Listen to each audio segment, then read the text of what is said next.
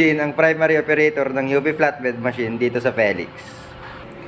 Ito po yung UV flatbed printer. As of April 16, madalas ito magamit. Naka 350 pieces ako na run last week. Sa consumable naman, nag-consume ako ng Zero Bottle Ink. Andito ang in-use supplies namin, maayos po.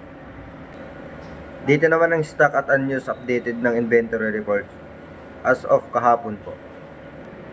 Ito po ang aking printer head area. Ito naman po ang EBR plan. Ganito naman po ang tamang pag-head clean.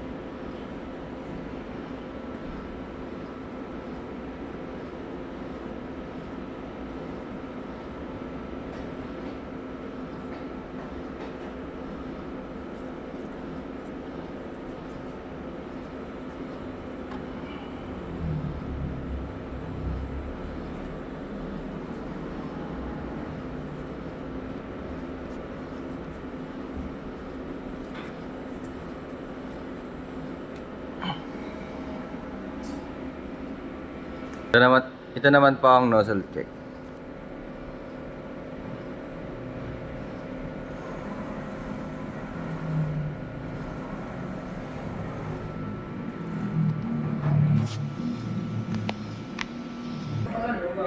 Nandito naman po ang amin ink tank area. Ang last disposable stock ay Wednesday po.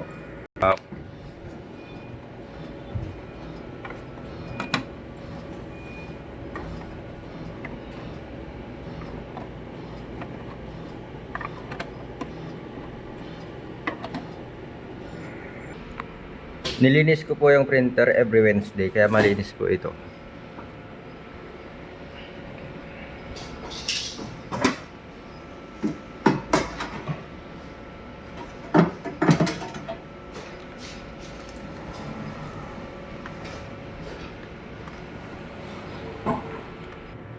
Sa PC naman po, ang hard disk level sa SIPO ay tama lang at 75 use.